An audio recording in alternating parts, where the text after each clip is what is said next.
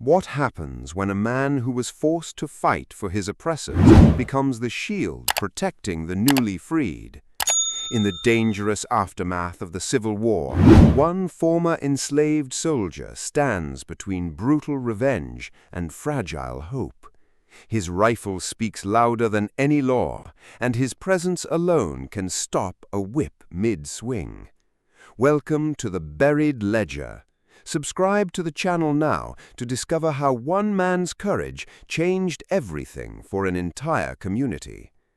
The Georgia sun hung heavy over Williamson Plantation on that sweltering August morning of 1865, casting long shadows across fields that had once echoed with the songs of the enslaved. Now an uneasy silence blanketed the land, broken only by the distant sound of approaching footsteps on the dusty road. The air itself seemed to hold its breath, as if nature understood that something momentous was about to unfold on this scarred piece of southern earth. George Marshall walked with the measured pace of a man who had seen too much death to fear it anymore. His Union blue uniform, though faded and patched from countless battles and long marches, still bore the brass buttons that caught the morning light like small suns. The Springfield rifle slung across his broad shoulders had saved his life at Antietam and Gettysburg, had spoken death to Confederate soldiers who fought to keep him in chains. And now it would serve a different purpose entirely, protecting those who had never known protection. The weight of the weapon was familiar, comforting even, but the weight of responsibility he now carried was something entirely new. Behind him, a small group of freed men and women followed at a respectful distance, their eyes darting nervously between his confident stride and the imposing instructions ahead. There was Martha, clutching her two young children close to her worn dress, her face a map of worry lines carved by years of uncertainty. Old Pete, whose back bore the permanent curve of decades bent over cotton plants, his weathered hands trembling slightly with age and apprehension. And young Thomas, barely 16, but already carrying the weight of a man who had never known childhood, his eyes bright with the dangerous hope of youth. Each step they took on this familiar yet transformative ground carried the weight of history. These were people who had walked these same paths in chains, who had known every stone and tree as markers of their bondage. Now they returned as free people. But freedom in 1865 Georgia was a fragile thing, more promise than reality, more hope than guarantee. "You sure about this, George?" Martha's voice trembled as they approached the familiar gates of the plantation, her grip tightening on her children's hands. "Master Williamson ain't gonna take kindly to us coming back like this. You know how he gets when his authority gets questioned." George paused, his dark eyes scanning the property ahead with the tactical awareness of a veteran soldier. The big house still stood proud and white against the blue sky, its columns unmarked by the war that had raged across the South like a cleansing fire. But something had changed in the air itself, a tension that crackled like lightning before a storm, an electricity that spoke of old orders crumbling and new ones struggling to be born. The fields stretched out before them, cotton plants heavy with the white gold that had built this empire of human misery. George could almost hear the ghost songs of the enslaved, the work chants that had once filled these spaces with a music born of suffering and endurance. Now those fields would either become places of fair labor or battlegrounds for the soul of the South. "Ain't no more Master Williamson, Martha," George replied, his voice carrying the authority of a man who had commanded troops in battle, who had seen the elephant and lived to tell about it. "War's over. We're free people now, and free people got rights. The question is whether we're going to claim those rights or let fear keep us in chains that don't exist anymore." From the shadows of the overseer's cabin, a figure emerged like a specter from the plantation's dark past. Jake Morrison had been the plantation's head overseer for 15 years, a man whose leather whip had tasted the blood of every person now walking behind George. His pale eyes, cold as winter morning, narrowed as he recognized the approaching group. Morrison was a man who had built his identity on the power to inflict pain, to command absolute obedience through fear. The sight of his former victims returning as free people struck at the very core of who he believed himself to be. Morrison's hand instinctively moved to the coiled whip at his side, a gesture so automatic it seemed unconscious. For 15 years that whip had been his scepter, his symbol of authority over human lives. The muscle memory of violence was strong. But something in George's bearing, the straight spine, the steady gaze, the complete absence of the deference Morrison had once commanded, gave him pause. "Well, well," Morrison drawled, spitting tobacco juice into the dust with deliberate contempt. "Look what the cat dragged back. George Marshall, ain't it? Heard you went and played soldier for the Yankees. Heard you forgot your place." George stopped 20 feet from Morrison, close enough to see the hatred burning in the overseer's eyes like banked coals, far enough to react if the man reached for the pistol at his hip. The freedmen behind him instinctively moved closer together, old fears rising like ghosts from their past, but they didn't flee. That in itself was a revolution. The morning air was thick with more than humidity. Now it carried the weight of history, the collision of two worlds that could not coexist. George could feel the eyes of his people upon him, could sense their mixture of terror and hope. They had followed him this far on faith alone, trusting in his promise that freedom was more than just a word on a piece of paper from Washington. "That's Sergeant Marshall to you, Morrison," George said, quietly, his voice carrying the calm authority of a man who had faced Confederate artillery and lived to tell about it. "And these folks ain't your property no more. They're under my protection now." Morrison's laugh was harsh and bitter, like the sound of breaking glass. "Protection? Boy, you might have fooled some Yankees up north with that uniform, but you're back in Georgia now. Things ain't changed as much as you might think. That blue cloth don't make you white, and it sure don't make you equal." The overseer's hand drifted toward his weapon, but George's movement was faster, not reaching for his rifle, but simply shifting his stance in a way that spoke of countless battles survived, of reflexes honed by mortal combat. Morrison's hand froze, some primitive part of his brain recognizing the presence of a predator more dangerous than himself. "See, that's where you're wrong," George continued, his voice never rising above a conversational tone, but carrying the weight of absolute conviction. "I've seen what happens when men like you think they can keep doing what they've always done. Seen whole towns burned to ash for less than what you've done to these people. Seen armies destroyed because they couldn't adapt to new realities." From the big house, Colonel James Williamson emerged onto the wide veranda, his Confederate gray replaced by civilian clothes that couldn't quite hide his military bearing. At 55, he was still an imposing man, tall and broad-shouldered, but defeat had carved new lines around his eyes and silver into his dark hair. The war had taken his eldest son at Shiloh and his fortune along with the Confederacy, leaving him to navigate a world he no longer understood. Williamson had been a soldier before he was a planter, a man who understood honor and duty, even when applied to a cause that history would judge harshly. Unlike Morrison, whose authority came from brutality, Williamson's power had always been more complex, paternalistic certainly, but tempered by a code of conduct that, while deeply flawed, at least recognized the humanity of those he enslaved, even as he denied their freedom. "Morrison, what's the commotion?" Colonel Williamson called out, though his gaze was fixed entirely on George. There was something in the colonel's eyes, not quite recognition, but a dawning awareness that the man standing before his overseer was not the same person who had left this plantation years ago. "Just some former property thinking they can waltz back here and make demands, Colonel," Morrison replied, though his voice had lost some of his earlier confidence. The presence of his employer seemed to remind him that there were still hierarchies to observe even in this new world.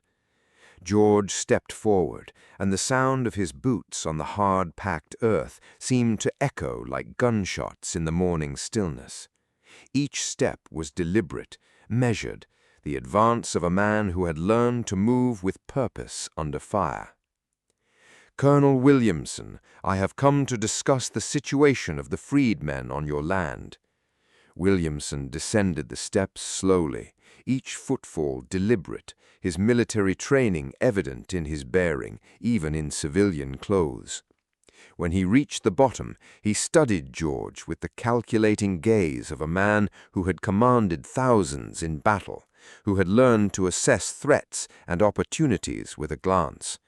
The two men faced each other across a distance of perhaps 10 feet, but the space between them contained the entire history of their relationship, master and slave, Confederate and Union, past and future. Around them, the plantation seemed to hold its breath, as if the very land understood that this moment would determine its fate. "You've got brass, I'll give you that," Williamson said, finally, his voice carrying a grudging respect that surprised even himself. "Coming back here after fighting against everything this place represents?" "I fought for the Union, sir, for the idea that all men are created equal. That includes the people standing behind me." George's words were simple, but they carried the weight of the Constitution, of the Emancipation Proclamation, of all the blood spilled to make those words more than empty promises. The tension in the air was thick enough to cut with a knife. Martha's children pressed closer to their mother, while old Pete's weathered hands trembled slightly. They had all seen what happened when white men's anger was aroused, had witnessed the terrible swift sword of plantation justice. But George stood unmoved, his presence like a rock in a storm, and his calm gave them strength. The rifle on his shoulder wasn't pointed at anyone, but its presence spoke volumes. This was no longer a defenseless, enslaved man who could be whipped into submission. This was a soldier who had faced Confederate artillery and lived to tell about it, who had earned his freedom in the crucible of war. "The war's over, Colonel," George continued, his voice carrying the weight of finality. "But these people still need somewhere to live, somewhere to work. I'm proposing we discuss terms that work for everyone." Williamson's eyes flicked to the group behind George, then back to the man himself. Something in George's bearing, the straight spine, the steady gaze, the complete absence of the deference he had once demanded, told the former Confederate officer that the old world was truly dead and buried. "And if I refuse?" Williamson asked, though the question seemed more curious than threatening. George's smile was thin, but not without warmth. "Then we'll find somewhere else to go. But I think you'll find that word travels fast among the freedmen. They'll remember who treated them fair and who didn't." The implied threat was clear without being spoken. In a South where labor was suddenly scarce and valuable, where the old system of forced labor had crumbled overnight, a plantation owner's reputation among the freed population could mean the difference between prosperity and ruin. George had learned more than just military tactics in his years with the Union Army. He had learned about economics, about leverage, about the power that came from being indispensable rather than enslaved. Morrison stepped forward, his face flushed with anger that had been building like steam in a kettle. "Colonel, you ain't seriously considering negotiating with these people. They're property. They belong to us." "Morrison," Williamson's voice cut through the overseer's protest like a blade, sharp and final. "Go check on the north fields." "But, sir—" "Now." Morrison's jaw worked furiously, his hands clenching and unclenching as he struggled with the urge to violence. But he couldn't disobey a direct order, not in front of the freedmen, not in undermining the entire structure of authority that kept the plantation functioning. As he stalked away, his hand still hovering near his pistol, George knew this confrontation was far from over. Men like Morrison didn't give up their power easily, and the overseer's humiliation would only fuel his rage. "Sergeant Marshal," Williamson said, the title coming reluctantly but clearly. There was almost something painful in the way he spoke it, as if the words were foreign to his tongue. "Perhaps we should discuss this inside." George shook his head, a gesture that would have been unthinkable in the old days. "Appreciate the offer, Colonel, but I think we'll conduct our business out here in the open. These folks have a right to hear what's being decided about their futures." For a long moment, the two men stared at each other, former enemies now forced to navigate a new world neither had imagined. The silence stretched between them, filled with the weight of history and the uncertainty of the future. Finally, Williamson nodded slowly, a gesture that seemed to cost him something essential. "Very well, let's talk." As the morning sun climbed higher, casting shorter shadows across the plantation grounds, George Marshall began the delicate work of negotiating, not just for jobs and shelter, but for dignity itself. Behind him, the freedmen watched with a mixture of hope and terror, knowing that their futures hung in the balance of this unprecedented conversation. The old world was dying, but the new one had yet to be born. Standing in that dangerous space between past and future, one man with a rifle and an unshakable sense of justice stood guard over the dreams of the newly free. The negotiation that followed would determine whether those dreams would flourish or die in the Georgia soil that had already drunk so much blood and tears. 3 weeks had passed since George's return to Williamson Plantation, and an uneasy peace had settled over the land like morning mist, beautiful from a distance, but fragile and likely to burn away at the first touch of heat. The freed men had been given quarters in the old slave cabins, not ideal, but shelter nonetheless, and work in the fields for wages that, while modest, represented something revolutionary, payment for their labor, recognition of their humanity, acknowledgement that their sweat and skill had value beyond the whip's compulsion. But peace, George had learned in the war, was often just the quiet before the storm. He had seen it in the moments before battle, when even the birds seemed to hold their breath, when the very air seemed to thicken with anticipation. That same quality hung over the plantation now, a tension that made his soldiers' instincts prickled with warning. He stood in the doorway of his cabin as dawn broke over the cotton fields, watching the freedmen emerge for another day's work. The sight still filled him with a complex mixture of pride and apprehension. Martha's children played in the dirt nearby, their laughter a sound that had been forbidden in the old days. Children were expected to work, not play, and joy itself had been seen as a form of rebellion. Now their voices rang out clear and sweet, a testament to the changes that had taken root in this scarred soil. Old Pete moved slowly but with dignity, no longer forced to run at the crack of a whip, no longer required to bow his head and avert his eyes when white folks passed. The old man's transformation was perhaps the most remarkable of all. After 70 years of bondage, he was learning what it meant to stand straight, to look the world in the eye, to claim his space on the earth as a free man. The work itself had changed too. Where once the fields had echoed with the songs of the enslaved, those haunting melodies that carried coded messages of resistance and hope, now they rang with conversation, with laughter, with the ordinary sounds of people who worked because they chose to, not because they were forced to.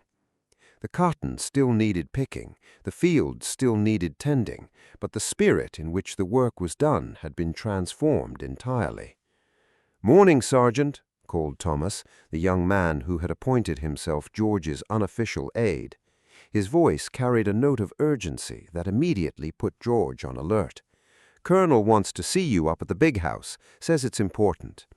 George nodded, checking the rifle that never left his side. In 3 weeks he had learned to read the rhythms of this new world, like a soldier reading terrain. Colonel Williamson was trying to adapt, genuinely attempting to navigate the treacherous transition from enslaver to employer. The man's military background helped. He understood chain of command, the importance of keeping one's word, the value of treating subordinates with a measure of respect, even when maintaining authority. But Morrison and his allies among the local whites were growing increasingly restless. George had seen the signs, the way conversations stopped when he approached town, the hostile stares that followed him and any freedman who dared to walk with confidence, the whispered meetings that broke up too quickly when outsiders appeared. The old order was not going quietly into history, and its death throes would be violent. The walk to the big house took George past the overseer's cabin, where Morrison sat on his porch, cleaning a shotgun with deliberate slowness. The man's movements were theatrical, designed to be seen and understood as a threat. Morrison's world had been built on the power to inflict pain, to command absolute obedience through fear, and the sight of freedmen walking upright, earning wages, making choices, struck at the very foundation of his identity. Their eyes met briefly, and George saw the promise of violence simmering just beneath the surface. Morrison's hatred was personal now, not just the abstract racism of the plantation system, but the specific fury of a man whose authority had been challenged and found wanting. "Soon," Morrison said, quietly, just loud enough for George to hear, his voice carrying the weight of a promise and a threat. "Real soon."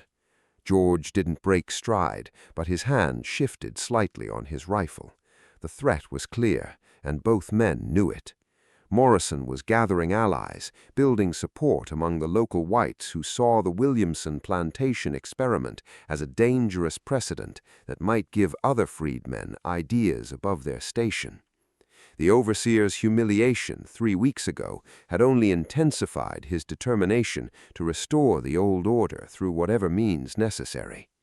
Colonel Williamson waited on his veranda, a cup of coffee steaming in his hands, the morning light revealing new gray in his hair and deeper lines around his eyes.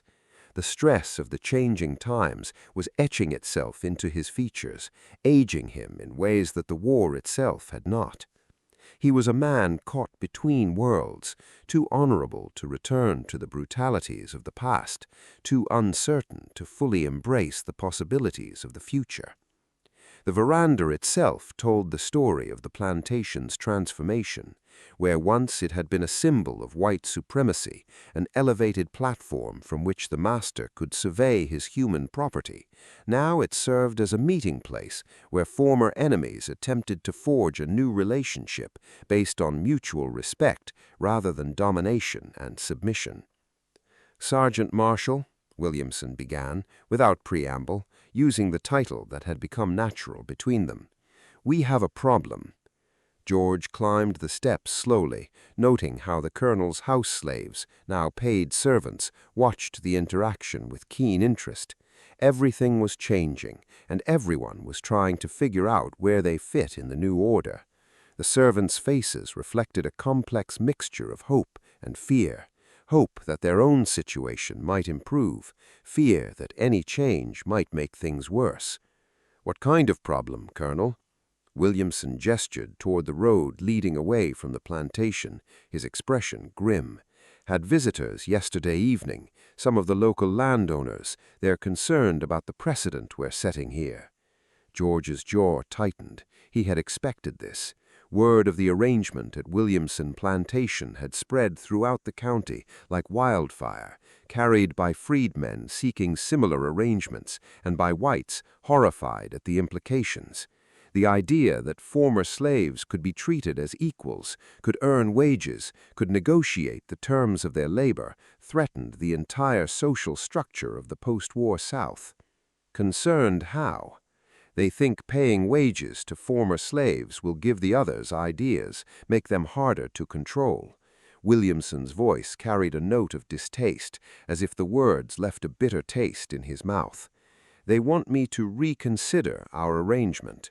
The euphemism was telling. Reconsider meant return to the old ways, find new methods of coercion to replace the whip and the chain. Some planters were already experimenting with sharecropping arrangements that kept freedmen in debt and dependency, creating a new form of bondage that was legal under the letter of the law, if not the spirit. And what did you tell them?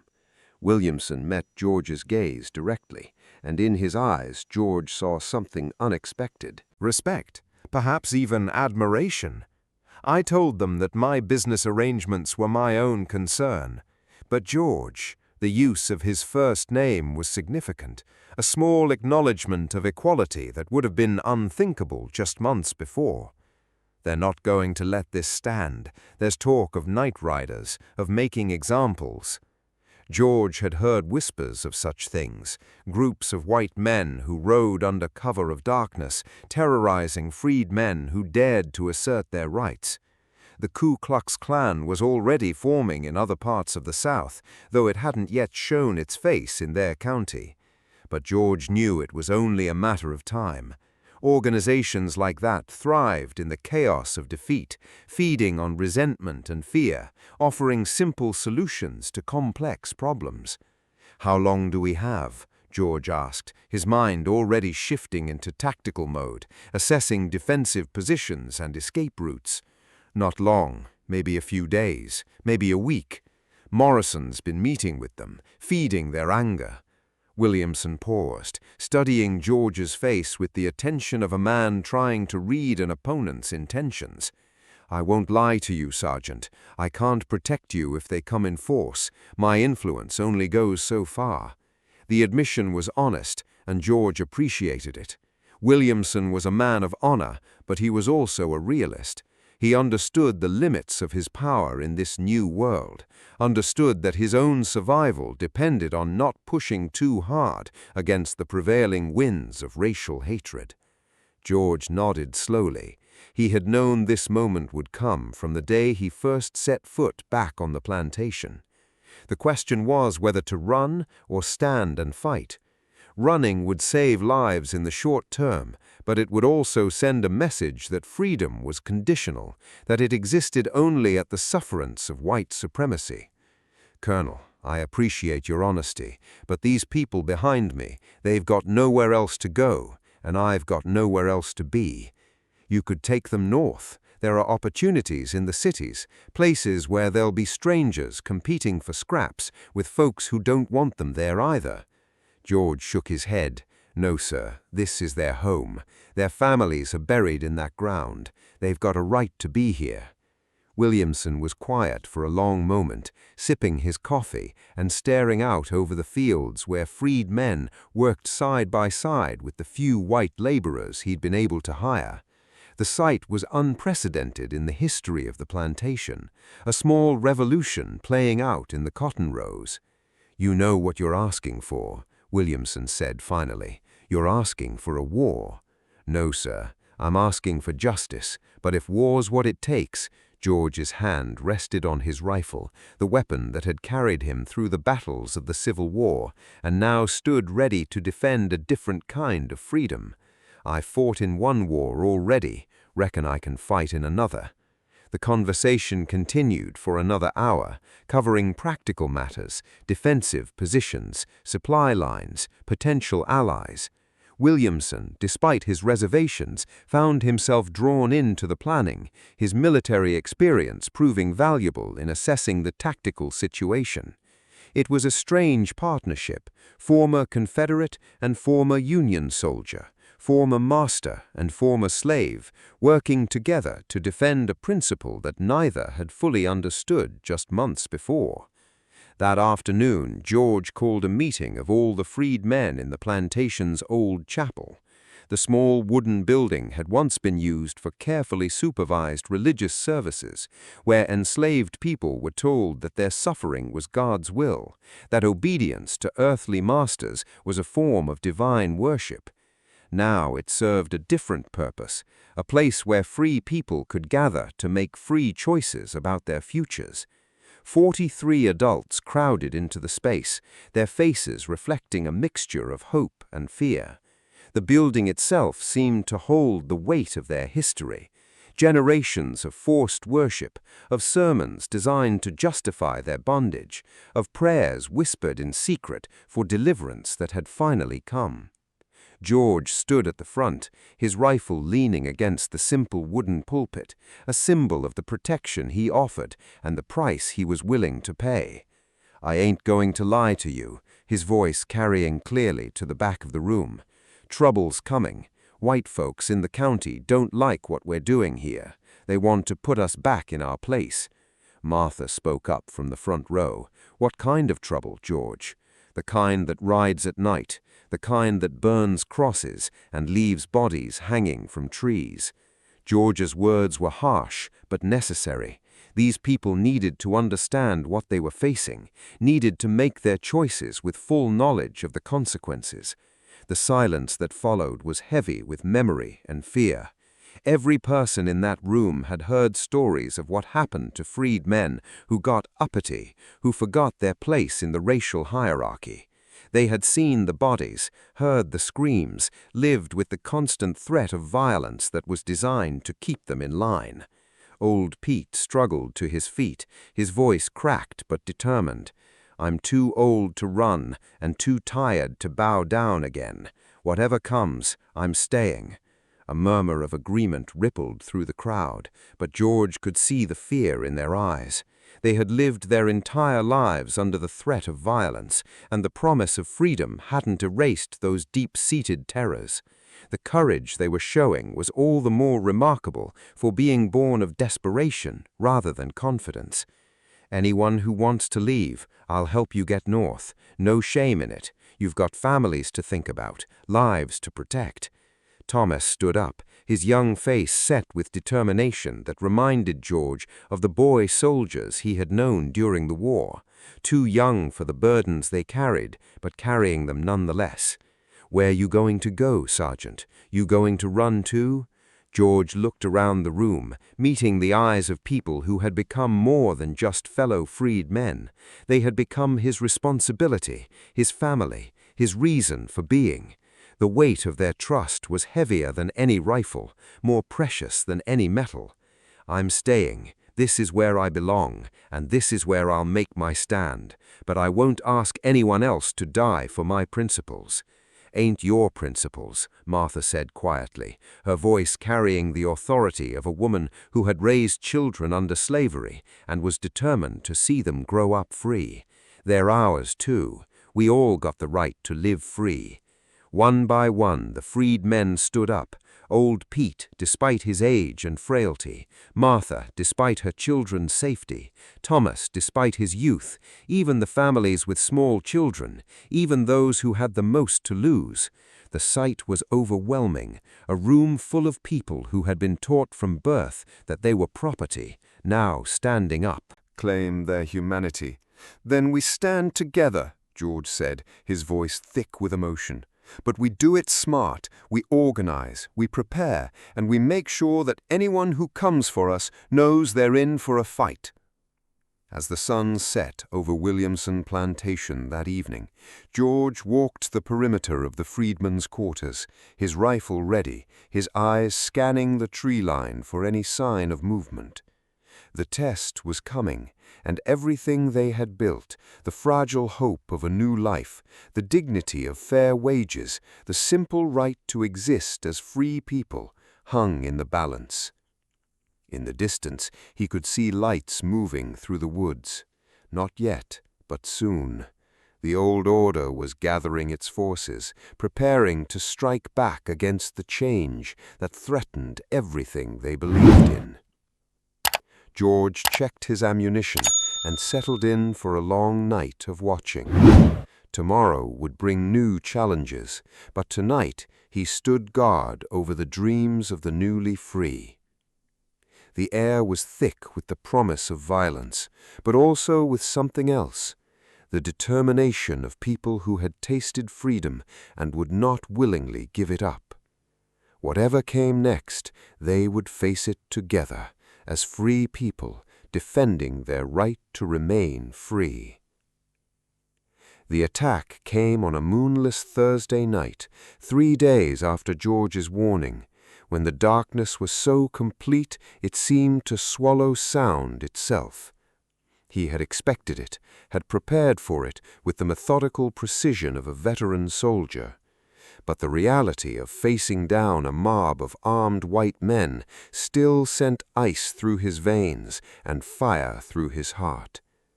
George was making his rounds when he heard the horses, at least a dozen riders, moving through the darkness toward the freedmen's quarters, their hoofbeats muffled but not silent, a drumbeat of approaching doom.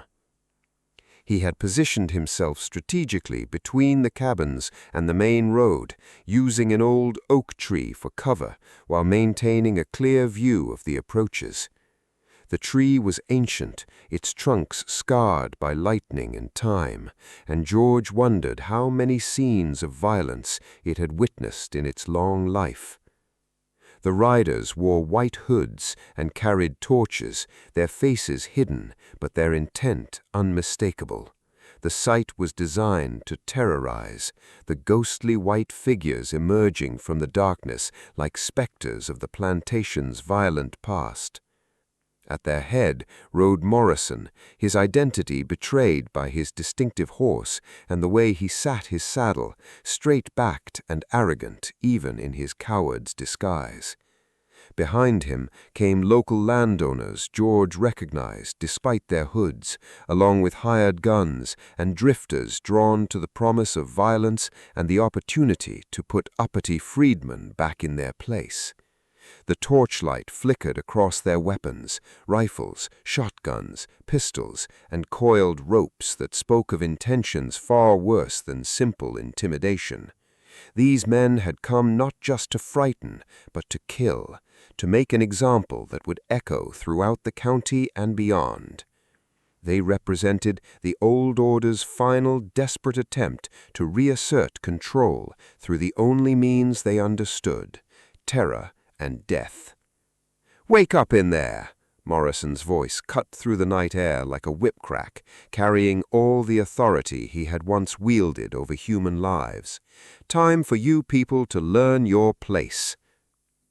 Lights began appearing in the cabin windows as the freedmen stirred, but George had drilled them for this moment with the same attention to detail he had learned in the Union Army. Instead of panicking, they moved with purpose, women and children to the back rooms, men to predetermined positions with whatever weapons they could find. The transformation was remarkable. People who had been trained from birth to cower before white authority now moved with the disciplined calm of soldiers preparing for battle. George stepped out from behind the oak tree, his rifle held at the ready, but not yet aimed, his presence alone enough to give the riders pause. The torchlight flickered across his face, revealing the calm determination that had carried him through battles at Bull Run and Fredericksburg, through the hell of Antietam and the triumph of Gettysburg. "That's far enough, Morrison," George called out, his voice carrying clearly across the open ground, steady and unafraid. The riders pulled up short, their horses snorting and stamping in the sudden stillness, sensing their riders' tension and uncertainty. Morrison's torch wavered slightly as he recognized the figure standing in their path, not the cowering slave he had expected to find, but a soldier ready for war. "Well, well, the hero returns." Morrison's voice dripped with contempt, but there was an edge of uncertainty beneath the bravado. "You should have kept riding north, boy. This ain't your fight anymore." "These people are under my protection," George replied, evenly, his words carrying the absolute conviction. "You want to hurt them, you'll have to go through me first."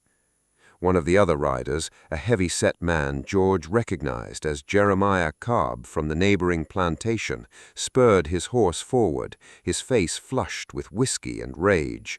"1 man against 12? You ain't that good with that rifle, soldier boy." George's smile was cold as winter steel, an expression that had been forged in the crucible of war and tempered by the knowledge of what he was fighting for. "Maybe not, but I'm good enough to take 3 or 4 of you with me. The question is, which 3 or 4 want to die tonight?" The riders shifted uneasily in their saddles, their horses picking up on their uncertainty. They had come expecting to terrorize defenseless freedmen, not face down a trained soldier who had survived some of the bloodiest battles of the war. The mathematics of violence had suddenly become much more personal. From the cabins behind George, other figures began to emerge, like shadows gaining substance. Thomas appeared first, carrying an old hunting rifle that had seen better days but was still functional, his young face set with determination that belied his years. Then old Pete, moving slowly but carrying a shotgun with steady hands, his 70 years of accumulated anger finally finding an outlet. Martha stepped onto her porch, a kitchen knife gleaming in her grip, her children safely hidden, but her own courage on full display. One by one, the freedmen showed themselves, not cowering in their homes as the riders had expected, but standing, ready to defend their new lives. They were outnumbered and outgunned, but they were no longer alone and defenseless. The sight was unprecedented in the history of the county. Former slaves standing up to white authority, ready to fight for their freedom. "You see that?" George called out to the riders, his voice carrying a note of pride that was unmistakable. "These people ain't slaves anymore. They're free Americans, and they've got the right to defend themselves." Morrison's horse danced nervously as its rider's anger grew, the animal sensing the violence that crackled in the air like electricity before a storm. "Rights. You think some piece of paper from Washington changes what you are. You're still property, boy. Always will be." "Then come and collect your property," George said quietly, raising his rifle to his shoulder with the fluid motion of a man who had performed the action thousands of times under fire. The standoff stretched taut as a bowstring, the tension so thick it seemed to have physical weight. Horses snorted and stamped, torches flickered in the night breeze, and somewhere in the distance a night bird called out across the fields, its cry a lonely counterpoint to the human drama unfolding below. Then, unexpectedly, the sound of approaching hoofbeats broke the tension like a stone thrown through glass. A single rider emerged from the darkness, Colonel Williamson, mounted on his warhorse and carrying a rifle of his own, his presence transforming the tactical situation in an instant. "Morrison!" Williamson's voice cracked like a whip, carrying all the authority of a man who had commanded troops in battle. "Stand down!" The overseer turned in his saddle, his face a mask of fury beneath his hood, his carefully laid plan suddenly complicated by the arrival of his employer. "Colonel, these people need to learn." "The only thing that needs learning here is respect for the law," Williamson interrupted, positioning his horse between the riders and George with the tactical awareness of a veteran cavalry officer. "The war's over, Morrison. These people are free, and they're under my protection as long as they're on my land." Cobb spat into the dirt, his contempt evident even through his hood. "You've gone soft, Williamson, letting these people think they're equal to white folks."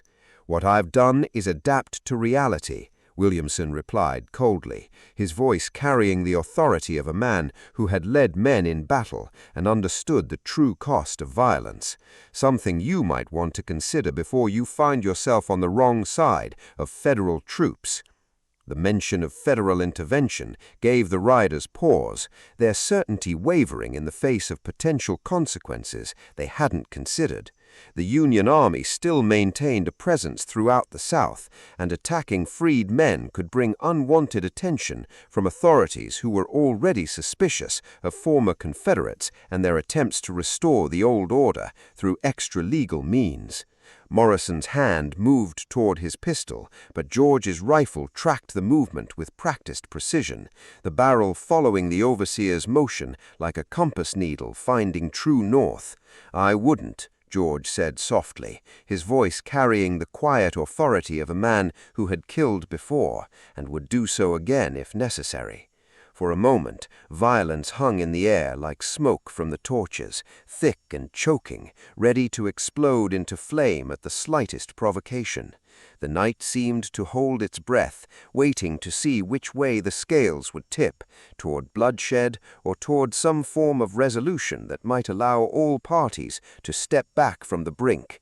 Then Morrison seemed to deflate slightly, recognizing that his moment of easy intimidation had passed, that the world had changed in ways he was only beginning to understand. The presence of Colonel Williamson had complicated his plans, introducing variables he hadn't accounted for, reminding him that even in the post-war South there were still consequences for certain actions. "This ain't over," Morrison snarled, wheeling his horse around with unnecessary violence, his frustration evident in every movement. "You can't protect them forever, Williamson. And you," he pointed at George, his voice thick with promise and threat, "you better watch your back. Accidents happen to uppity folks." The riders melted back into the darkness as quickly as they had come, their torches disappearing into the night like dying stars. But their message had been delivered. The old order would not go quietly into history. The threat would remain, growing and festering in the shadows, waiting for another opportunity to strike. George lowered his rifle, but didn't relax his vigilance, his soldier's instinct telling him that this was merely the first skirmish in a longer war. Around him, the freed men began to emerge fully from their cabins, their faces reflecting a mixture of relief and continued fear, the knowledge that they had won this battle, but that the war was far from over. "Thank you, Colonel," as Williamson dismounted, his voice carrying genuine gratitude for the man's unexpected support. "Didn't expect to see you out here tonight." Williamson's smile was grim but genuine, the expression of a man who had found his principles tested and chosen to stand on the right side of history. "Couldn't sleep. Figured if trouble was coming, I'd rather face it head-on than wait for the aftermath."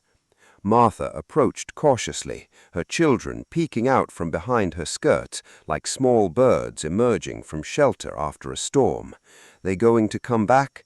"Probably," George answered honestly, his commitment to truth outweighing any desire to provide false comfort. "But not tonight, and next time we'll be ready." As the freed men gradually returned to their cabins, the adrenaline of the confrontation slowly fading into the ordinary sounds of night, George and Williamson stood together in the darkness, two former enemies united by a common cause that neither had fully understood just months before. "You know this can't last," Williamson said quietly, his voice carrying the weight of hard-earned wisdom. "The federal troops won't stay forever. When they leave, we'll still be here," George replied, his voice carrying the certainty of a man who had found his purpose. "And that's not changing, no matter what Morrison and his friends think." Williamson studied George's profile in the starlight, seeing something in the younger man that reminded him of the best officers he had known during the war, men who understood that some principles were worth dying for. "You really believe that you can hold out against the whole county?" George was quiet for a long moment, thinking of the battles he had fought, the friends he had lost, the long road that had brought him back to this place where his journey towards freedom had begun. "Colonel, I've seen what happens when good people stand up to bullies. Sometimes they lose, but sometimes, just sometimes, they win. And when they win, everything changes." As dawn approached over Williamson Plantation, George resumed his patrol, his rifle ready, his resolve unshaken. The night riders had made their move and been turned back, but the war for the soul of the South was far from over. In the growing light he could see the freed men beginning their daily routines, tending gardens, preparing for work, living the free lives they had fought so hard to claim. It was a sight worth defending, worth dying for if necessary. The old world was fighting back, but the new world was fighting too. And George Marshall, former slave, Union soldier, and guardian of the newly free, stood ready to meet whatever came next. 2 months had passed since the night riders' failed attack, and an uneasy equilibrium had settled over the county like morning fog, visible from a distance, but fragile and likely to burn away at the first touch of real heat. Word of the confrontation had spread throughout the region, carrying with it a new reality that many whites found difficult to accept. The freedmen at Williamson Plantation were not defenseless, and they would not be intimidated into submission. But equilibrium, George had learned through bitter experience, was often just another word for the calm before a greater storm. The temporary peace was deceptive, built on a foundation of mutual fear rather than mutual respect, and George knew that such foundations were inherently unstable. He stood in the plantation's small cemetery on a crisp October morning, placing wildflowers on a fresh grave that still bore the scent of newly turned earth. Thomas lay beneath the simple wooden cross. The young man who had appointed himself George's aide, now silenced forever by a sniper's bullet 3 days earlier. The killing had been professional, calculated. A single shot from long range as Thomas worked in the fields, his laughter cut short by the crack of a rifle that echoed across the cotton rows like thunder. The murder had been a message written in blood. Resistance would be met with death, and the old order would not be denied forever. No witnesses, no evidence, just a young man's life snuffed out to prove a point that George understood all too well. The cowards who had failed to break them through direct confrontation had turned to assassination, picking off their leaders one by one. "I'm sorry, son," George whispered to the grave, his voice thick with grief and guilt. "Wasn't your fault," Martha said softly, approaching with her own handful of flowers, her face bearing the lines of a woman who had seen too much death in her lifetime. "Thomas knew the risks. We all do." George turned to face her, seeing the weight of grief and determination in her eyes, the complex mixture of sorrow and resolve that had become the defining characteristic of their community. In the months since his return, Martha had emerged as a leader among the freedmen, her quiet strength helping to hold the community together through the worst times, her wisdom providing guidance when hope seemed impossible to maintain. "How many more, Martha? How many more good people have to die before this ends?" "However many it takes," she replied firmly, her voice carrying the authority of a woman who had buried children under slavery and was determined that her surviving children would live free. "Thomas died free. That's more than his daddy ever had, more than his granddaddy ever dreamed of. You can't put a price on that." The cemetery itself told the story of their struggle. Old graves marked with simple stones bearing the names of those who had died in bondage, and newer graves, like Thomas's, marking those who had died defending their freedom. The contrast was stark and meaningful. Death in chains versus death in dignity. Slavery's anonymous suffering versus freedom's honored sacrifice. From the direction of the big house, Colonel Williamson approached, his face grim with news that George could read like a weather vane. The colonel's expressions had become familiar over the months, and today's forecast was stormy. His military bearing remained intact, but there was a weariness in his step that spoke of a man carrying burdens he had never expected to bear. "Sergeant Marshall, Williamson began, using the title that had become natural between them, a small acknowledgement of respect that would have been unthinkable in the old days. "We need to talk." They walked together toward the main house, past fields where freed men worked alongside the few white laborers Williamson had managed to hire. The arrangement was working economically. The plantation was actually more profitable now than it had been under slavery, proving that free labor was more efficient than forced labor.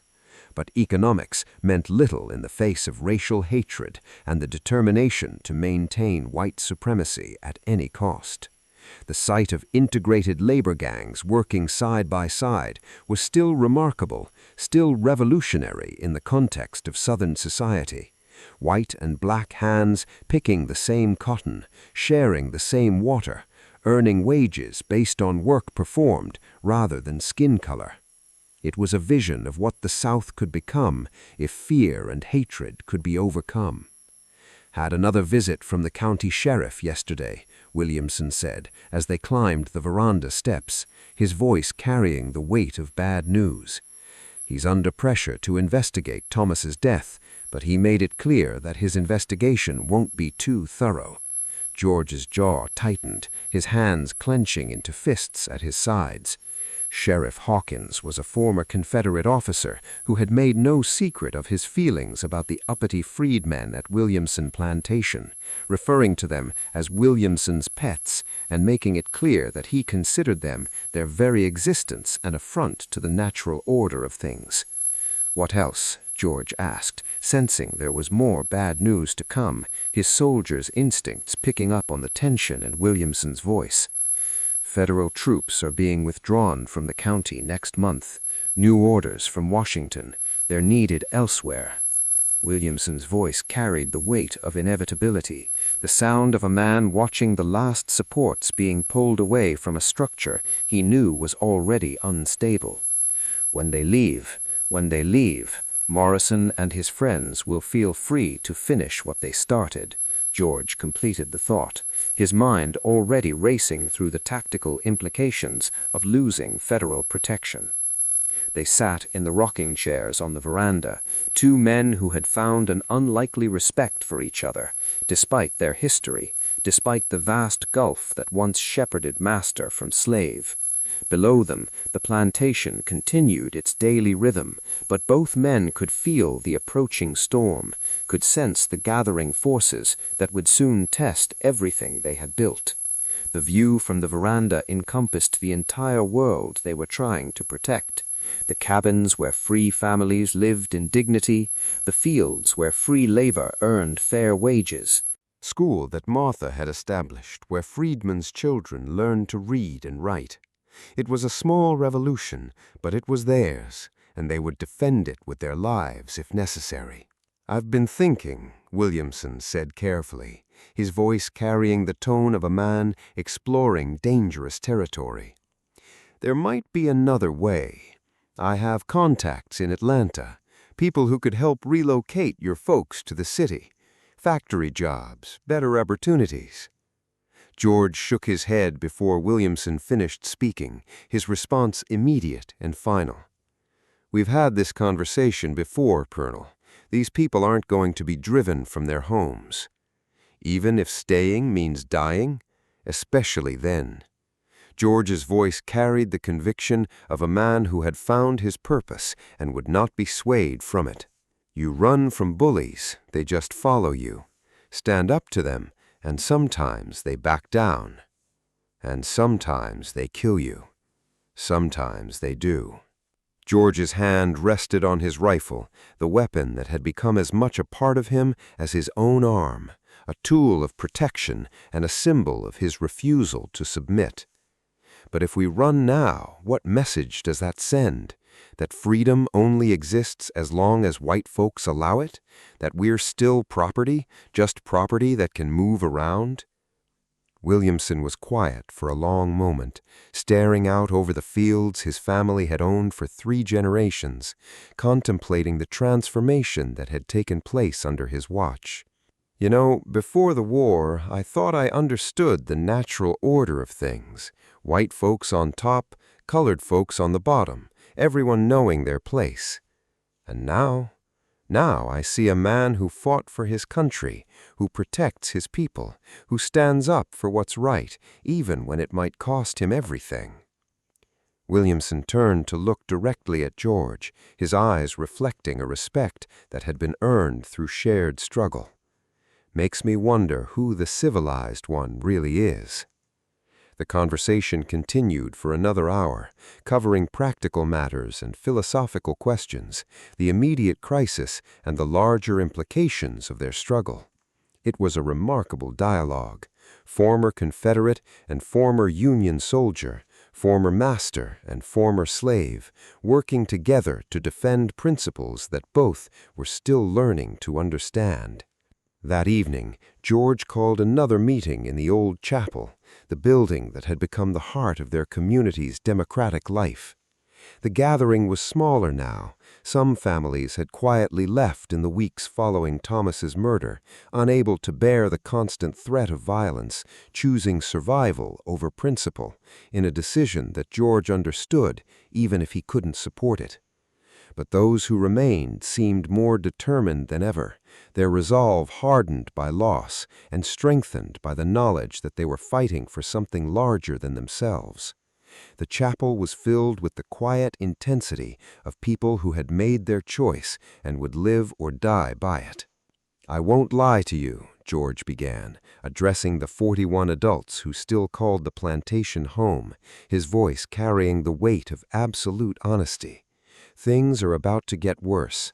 Federal troops are leaving, and when they do, Morrison and his friends are going to make their move." Old Pete, now the eldest among them at 73, struggled to his feet with the help of his walking stick, his voice cracked but determined. "What you asking us to do, George?"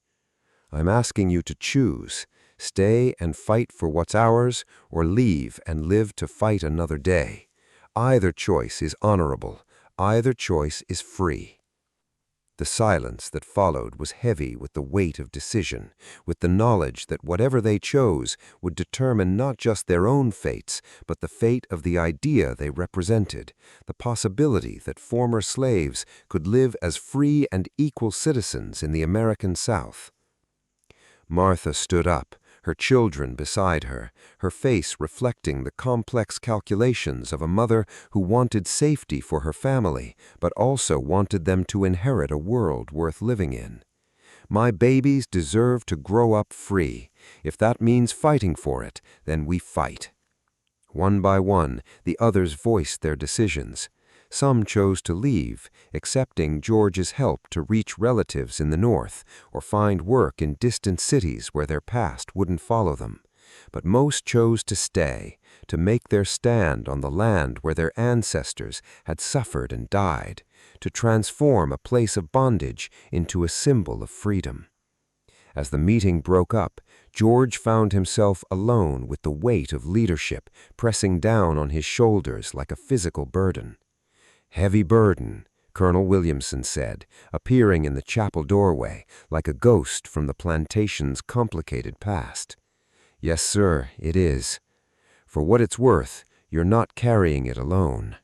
Williamson stepped into the small building, his presence filling the space with the authority of a man who had commanded troops in battle.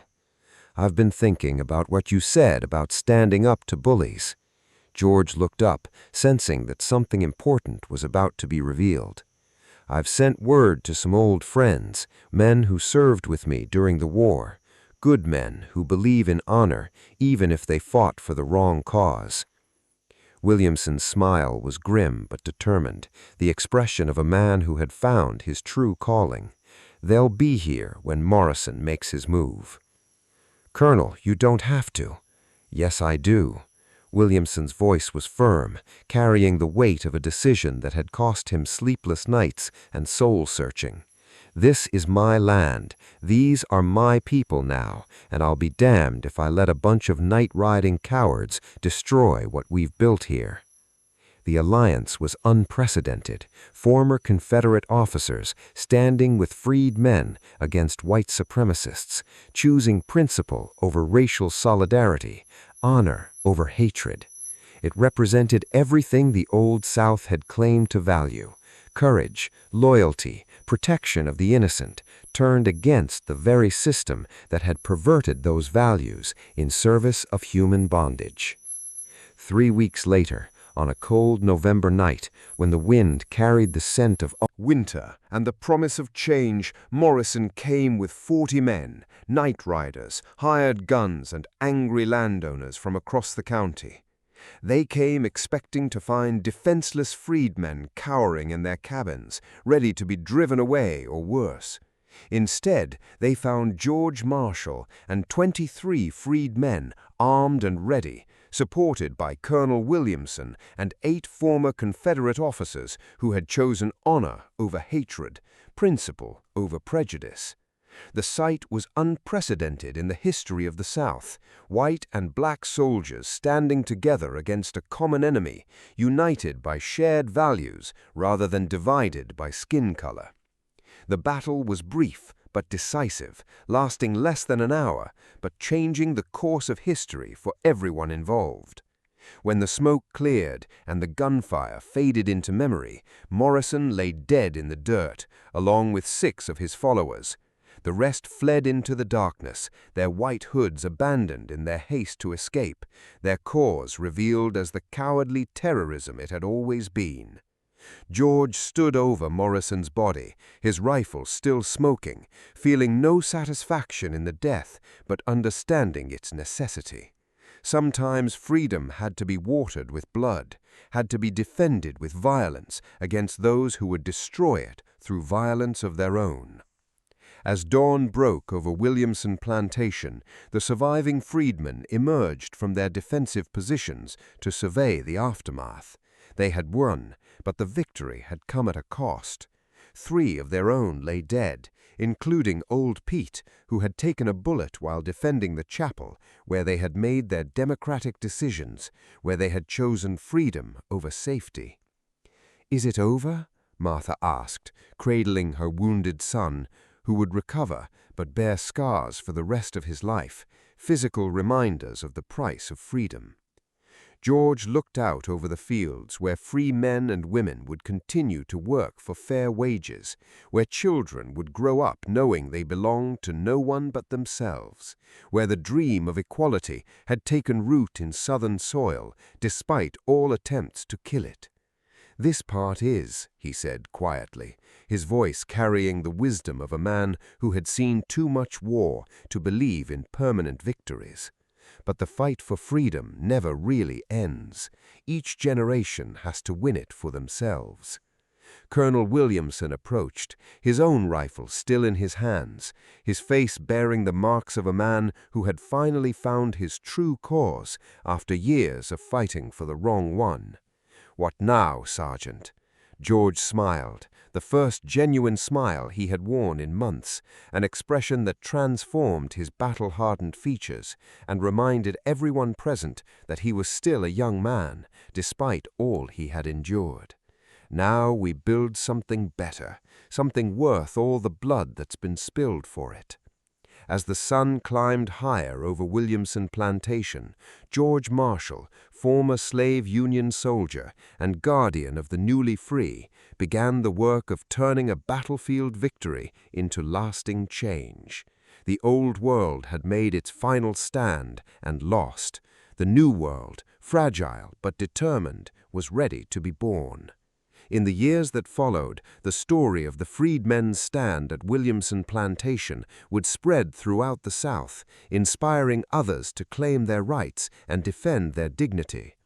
George Marshall's name would be whispered in slave quarters and shouted in freedom meetings, a reminder that courage and determination could overcome even the deepest hatred.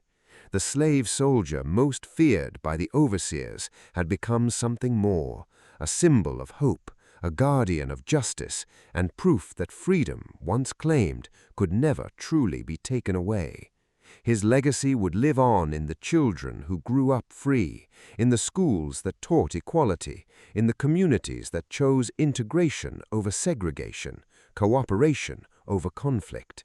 The plantation that had once been a symbol of human bondage became a beacon of human possibility, proving that even the most entrenched systems of oppression could be transformed by the courage of ordinary people who refuse to accept injustice as inevitable. This incredible story of courage shows us that one person's determination can change the course of history. George Marshall's legacy reminds us that freedom isn't free. It must be fought for, defended, and passed down to each new generation. If this story moved you, subscribe to the channel and share it with others who need to hear about real heroes who change the world. What other untold stories of courage would you like to see next? Disclaimer: this story is a work of fiction. While it is inspired by real historical events and the experiences of freed men during the Reconstruction era, the characters, specific events, and Williamson plantation are fictional creations. The story aims to honor the courage and struggles of formerly enslaved people who fought for their freedom and dignity in the aftermath of the Civil War, but it should not be considered a factual historical account. Any resemblance to real persons, living or dead, or actual events is purely coincidental.